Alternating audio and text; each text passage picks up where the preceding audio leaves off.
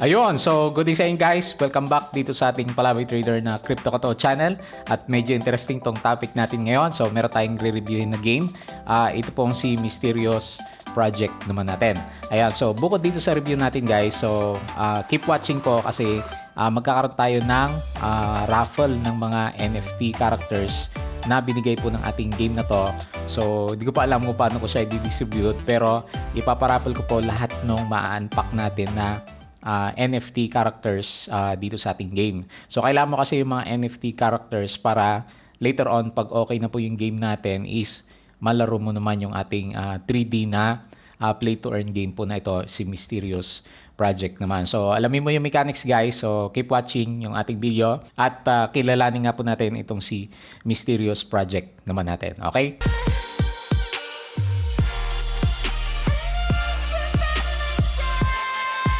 Ayun, so welcome guys dito sa ating Palaboy Trader na Crypto Koto channel. So as usual, kung bago ka lang dito sa kanya is pwede ka mag-subscribe para makita mo po yung ating mga latest na mga updates po ng mga NFT characters na nire-review natin. So ngayon, interesting yung ipapagawa natin ngayon or re-review natin na si Mysterious Project kasi magpaparapol nga po siya ng kanyang NFT characters na binigay sa atin na pwede nating i-demo.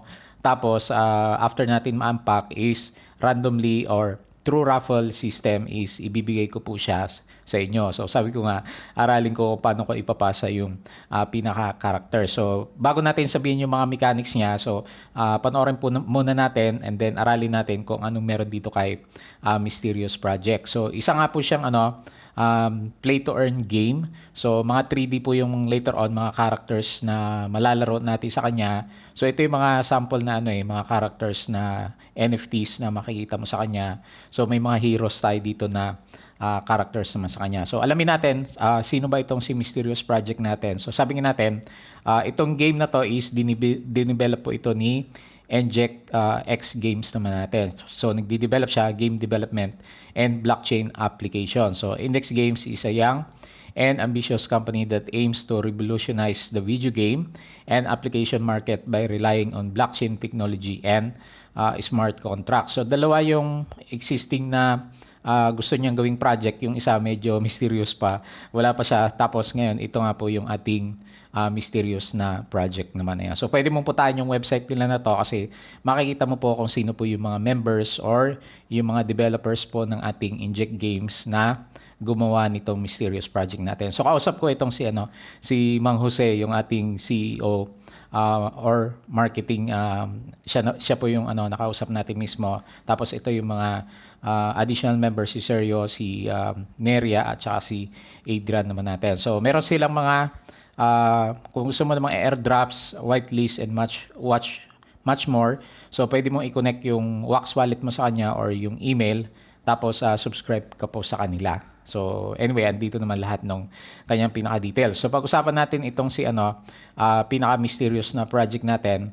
Ang pinaka-in-game na token po niya is yung tinatawag natin na MYSP. So, meron na siyang demo. So, nasa demo stage pa lang tayo ngayon, guys, kasi nga dinidevelop pala yung games natin. Pero yun nga, ongoing na po yung public sale ng kanyang pinaka-token. So mamaya, tignan natin siya. So, by the way, makikita po natin yung mga NFT characters natin dito sa ating Atomic Hub. Kaya kasama siya sa mga partners niya. Meron din siyang NFT room at saka itong si Grupo SH naman natin. So, meron din siyang sinasabi dito about a world to discover. Meron siyang token mining. You have the possibility to get MYSP token. So, ito yung pinaka-token natin simply by playing the game. And then, pag meron ka ng MYSP na na-collect sa mga games, pwede mo siyang ipalit for Wax or other cryptocurrencies naman. So, later on, magkakaroon siya ng conversion ng kanyang mga tokens naman. So, meron din siyang NFT marketplace, guys. So, kung pupunta ka dito sa kanyang marketplace, so, syempre, dito kay Atomic Hub mo siya makikita. Ayan, so, ito pala yung pinaka-list niya. So, i-search mo na lang dito sa Atomic Hub, Mysterious PJ, yung ating pinaka-Atomic Hub site sa kanya. So, may mga prices sila dito, guys, na nandito sa kanya. So, meron siyang standard packs, which is, ang worth niya ngayon is nasa 47.53. Dito po sa ating Atomic Hub. Pero meron siyang meron siyang standard packs at saka yung Genesis Standard Packs, and then meron siyang Genesis Premium Packs naman. So ang worth nito ngayon, kasi ongoing yung yung parang sale nila. So later on mawawala na to, so mag-i-end siya. So meron pa siyang sa ngayon habang ginagawa ko yung video, meron siyang 860 na packs out of 1,000. So 21 hours na lang. So ewan ko kung mahabol mo pa to, pero yung price niya is nasa 49 tong isa. And then $75 naman yung ating pinaka-premium pack. So i-unpack mo to, and then meron siyang mga laman na characters, which is yun po yung gagawin natin mamaya, kasi binigyan po niya tayo ng isa. So meron tayong standard pack na nakuha sa kanya, and then sabi ko sa inyo, ipaparapol ko po yung yung makikita natin. Hindi ko pa alam kung ilan yung meron sa kanya. So tignan natin, and then yung mechanics is, sabi ko nga sa inyo, sasabihin ko maya-maya ng konti, kaya stay tuned lang po dito sa ating review. Ayan. So ito po yung makikita mo sa kanya. So, nagmamahal yung yung price niyan habang tumatagal siya. So, i-double check mo na lang kung gusto mo yung games naman natin. So, sabi ko naman madalas kung papasok ka sa games is syempre yung kaya mo lang i-afford na kung pwede siya kung may hindi magandang mangyari sa kanya, bumagsak yung price, at least hindi masakit sa iyo, 'di ba? So, laruin lang natin yung yung pinaka games naman natin. Okay? So, yan po yung ating standard packs, and then yung makikita mo dito sa ating Atomic Hub. So, meron kang mga heroes dito na ito pala, ito yung mga kailangan mo, may mga heroes ka.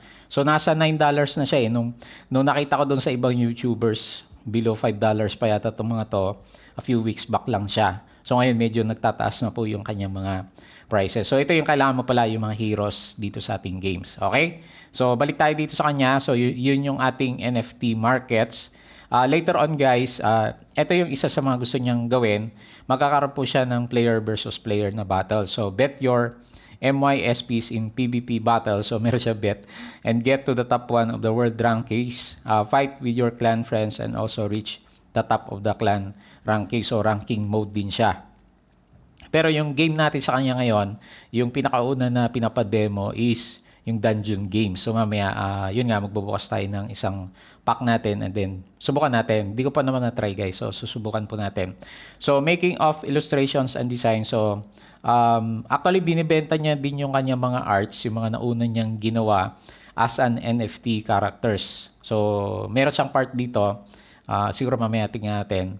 Nagbibenta nga po siya. So ngayon, ito yung kanyang pinaka-roadmap. So November na tayo. So nandito tayo sa, meron na siyang token na MYSP.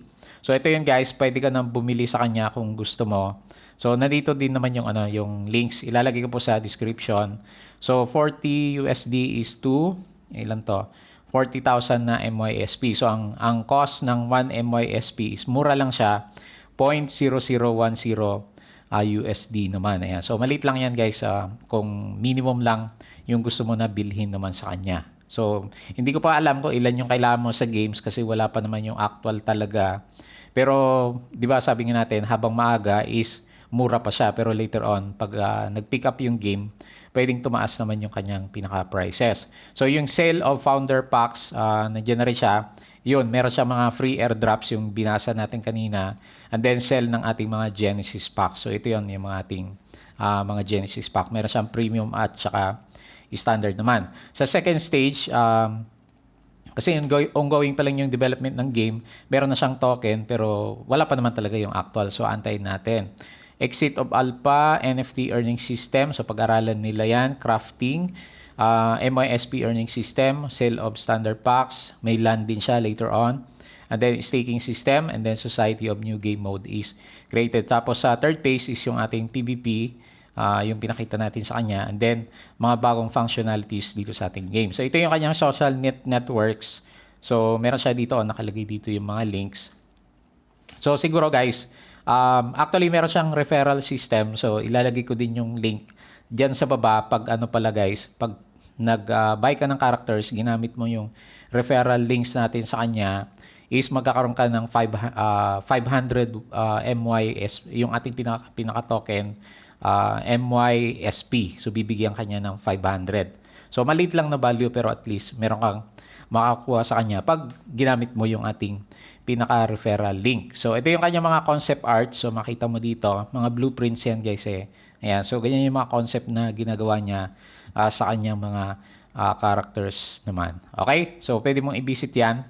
Inject Games, yung ating pinaka-main creator. Tapos, ito yung mga plans niya later on. So, ito yung dungeon game natin sa kanya. 3D siya guys. Play to earn na 3D. Pupunta ka sa dungeon, literally. Magkakaroon ka ng mga kalaban and then hahanapin mo yung exit. So, pag nakalabas ka ng buhay, yun, meron kang makukuha na rewards naman sa kanya. Okay? So, ngayon, tignan mo natin yung bago tayo pumunta doon sa unpacking ng Tapos i-demo natin yung pinaka-game, yung kanyang pinaka-white paper. So actually Spanish yung yung characters dito sa white paper. Hindi rin naman natin siya maintindihan pero nabasa na rin natin sa kanyang pinaka-homepage yung mga possible na pwede niyang gawin. Actually may nakikita ko ng mga bago niyang project. So Mysterious Project. Tapos yung iba hindi natin masyadong maintindihan. Meron siyang casino, crafting, mystics. Ayan. So, anyway, marami po yan. Pwede nyong i-google para makita nyo yung translation naman niya. So, punta na lang ako sa mga picture. Explain natin yung mga nakikita natin sa kanya. So, ito yung kanyang roadmap. Actually, nasa November na tayo. Dapat nag-start na siya dito later on. Yung pinaka-phase 2 niya is yung pinaka-game na mismo. Pero demo pa lang kasi yung nakikita natin sa kanya. Tapos, yun nga, yung mga packs na nakita natin. So, pwede mong i-avail kung gusto mo siya. Meron siyang Genesis, Standard, packs Blueprints. Meron din pala siya. Packs Tiers, and then packs Licenses naman. So, ito yung ating dungeon game sa kanya. Yung pinapa-demo niya. So, tingnan natin mamaya. Tapos, ito yung parang player versus player mode niya na plan naman later on. So, hindi natin makita kung ano ibig sabihin ng mga tao. So, pwede mong i-Google Translate na lang. So, meron din siyang casino. Parang casino style din yung gusto niyong gawin. Meron din siya mga dito guys. Parang may mga breeding din dito na makita. Kasi may mga siya may mga pet na characters. Isa din sa mga plans niya later on. So, magandang tingnan kasi medyo maraming angulo yung mysterious game natin sa kanya. Ayan, so yun lang naman yung nakita natin dito sa kanyang pinaka white paper. Tapos siguro yung tokenomics, marami siyang game dito So may kanya-kanya siyang allocation ng MYSP. So may staking, player versus player, masmoras, preventa, benta publica, casino, ayan, tapos devs and then marketing. So yan po yung distribution ng ating pinaka-token. So around 12 billion yung ginawa niya na token naman. So nandito yung mga percentages or distributions po ng ating mga tokens naman sa kanya. Okay? So, yun lang naman yung nakita natin sa kanya. So, medyo di natin gets yung, yung mga translation. So, i-double check mo guys So, pag-aralan mo din bago mo pasukin yung ating pinaka-game naman sa kanya. Okay? So, ngayon, demo natin yung unpacking ng ating nakuha. Di ba, pinakita ko sa inyo, meron siyang binigay na Project Genesis. So, tingnan natin yung unpacking and then yung mga rules bago ko i-distribute later on after ng video natin yung mga makukuha natin po dito ng mga characters. Ayan, so nandito pala sa kanyang pinaka main page, meron siya open packs dito. So dapat nakalink yung Wax Wallet mo. So sa akin nakalink na, nandito yung pangalan ko. And then ito nga po yung binigay niya sa atin na Mysterious Project na Genesis Standard Pack naman. So ito, meron siyang may minting siya, may NFT asset numbers. So, NFT, mint number, and then Genesis standard siya. Pwede nating i-open para makita natin kung ano lalabas. So, sige, buksan natin siya. Okay? So, buksan natin. You are about to open your envelope. So, ano ba sabihin nito? 2 transactions will be requested. The first is transfer of the envelope that will allow us to open. Once accepted, it will be necessary to carry out another transaction to open your pack and extract the NFTs that come inside. Then, this pack will be burned. Press OK to continue. So, meron siya mga requirements. Sige, click natin lahat. Okay, so click tayo ng isa dyan and then click natin yung OK. Ayan, so i-connect niya sa Wax Wallet kasi ito guys So, dapat meron kang Wax Wallet. So, madali lang naman mag-sign in dito sa kanya. Ayan, so anyway, approve natin siya. Send 1 FT to Mysterious PJ. So, papasok po siya. Ayan, so unpack natin guys. Kailangan pala ng CPU. Ayan, so nagbubukas na siya. May pagka-suspense din yung paglabas ng characters natin. Okay. Ilang ano ba to? Rarity is epic. Ayan, so mukhang maganda to So, anyway, tignan po natin kung okay to later on. So, and then meron siyang Wooden House, meron siyang Feet Fire. So, marami palang nakalagay dito. Pat, ano ba to? Pat EXP Profession is common. Ayan, so yun po yung laman ng ating mga Genesis na pack characters naman sa kanya. Ayun guys, so yung mga na-unpack po pala natin na characters, makikita mo dito sa ating NFT inventory. So punta ka dito kay Waxp ulit, and then andito yung mga binuksan natin, no? Si GoatGo, si Casa de Madera, Fitfire, at saka itong si Potentiador naman. Ayan. So, pwede ko palang i-gift. Ayan. So, i-gift ko sa inyo guys. So, yung pinaka-criteria pala natin para mapili kayo is, yun nga, punta kayo doon sa ano guys, punta kayo doon sa kanyang, ito, yung kanyang pinaka channel is, meron siyang link dito. May mga link siya ng Twitter, Telegram, at saka yung kanyang Discord.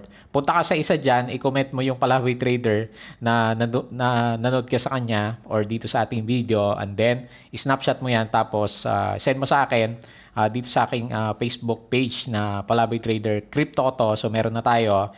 I-send mo sa akin yung message or i-post mo dito. Tapos pag nakita ko randomly is kung sino yung makuha natin is sa kanya ko ibibigay itong mga characters na nakuha po natin. So, itatransfer ko po sa inyo. Ibigay nyo lang sa akin yung Wax Wallet, and then pwede ko pong i-give yung ating mga characters. Okay? So, yun po yung pinaka-criteria natin sa kanya. Ayan guys, so bago pala natin malaro yung kanyang pinaka-demo game, so demo game pa lang to, kailangan po natin bumili ng isang NFT na hero character. So kanina kasi yung mga na-unbox natin sa kanya dito sa ating Wax Wallet is wala pong heroes na lumabas sa kanya. So ngayon, pupunta tayo dito sa ating Atomic Hub, and then bibili po tayo ng isang character. So medyo mahal na nga siya ngayon as compared last time. Yung mga vloggers natin nasa below $5 pa. Pero ngayon tumataas po kasi yung price. So bibili na rin ako para meron po akong stock. Sakaling tumaas yung price niya is pwede ko rin naman siyang ibenta later on naman. So bibili natin itong si Matsu. So subukan natin siya nasa $10. So meron siyang warning dito. So click mo lang, I understand. And then bibili ka sa kanya. So $10 worth 21.73 wax naman siya. So bibiling ko po siya. Ayan. Tapos may mga approvals tayo dito sa ating Wax Wallet naman. So approve lang siya. And then, transaction successful. So, close po natin siya. And then, tignan natin yung ating Wax Wallet kung lumabas na po siya. Refresh natin kung nabawasan tayo ng Wax P. So, yun nga, nabawasan na tayo sa kanya. And then, punta tayo dito sa kanyang NFTs. Ayan. So, meron na po tayong Matsu na character. So, heroes na yan. So, subukan natin kung mapasok natin yung games niya. Punta tayo sa ating games. Refresh natin siya. And then, enter po natin siya. Ayan, so meron siyang sound dito. So punta tayo sa heroes. So i-check niya po yung heroes na characters natin. Ayan, so meron na po tayong pumasok sa kanya. So click mo lang to. Ayan, equipado na siya. So means equip. So pwede na tayo mag-start ng ating game naman sa kanya. So nandito yung mga details po ng pinaka-characters naman natin. Okay, so balik tayo dun sa kanyang pinaka-game. So ito si Hugar Ahura. So yung ating pinaka-game. So, andito yung ating pinaka-dungeon, guys. Tingnan natin kung ano yung itsura niya. So, 3D naman siya yung lalabas, pero hindi pa nga po tapos yung pinaka-game po natin. Ayan. So, ito po yung pinaka-characters natin. So, mag-move ka lang sa kanya. So, yung mga pwede lang natin na galawin sa kanya, yung W, A, saka D para sa mga directions. Ayan. So, hanapin mo lang yung exit. Pero later on, sabi nga nila, guys, may mga lalabas na ibang characters dito na kalaban natin. So, yun naman yung pinaka-concept ng game. Pero, habang nilalaro mo siya, hanapin mo po yung kanyang pinaka-exit. Ayan, so yun po yung pinaka-concept ng games natin, guys. So, hahanapin mo lang yung kung nasaan yung exit naman niya. Pero sabi nga nila, once ma-develop na po yung games natin, so hindi lang isang tao, may mga kalaban siya habang hinahanap naman niya yung kanyang pinaka-exit points. Ayan. So, hanapin ko muna kung nasaan yung kanyang pinaka-exit points dito. So, anyway, at least meron ka ng sneak peek kung anong meron dito sa ating game. So, i-check mo na lang po later on kung gusto mo itong game natin. Pwede kang mag-start. Dito nga, kumuha ng mga characters. Kailangan mo ng heroes para ma-play mo siya. So, sabi ko sa inyo, yung nakuha natin na iba, yung ibang mystic characters natin. So, hindi pa natin alam kung paano siya gamitin, pero ito yung pinaka minimum requirements naman sa kanya. Okay po. So, sana nakatulong po sa iyo yung review natin dito sa ating game. So, check mo yung mechanics. So, isusulat ko na lang ulit yung mechanics diyan sa baba ng ating comment section. I-check mo na lang kung gusto mo makuha yung ating mga characters. Pwede ko pong ipasa sa inyo. And then, yun nga, see you again sa ating next crypto vlog.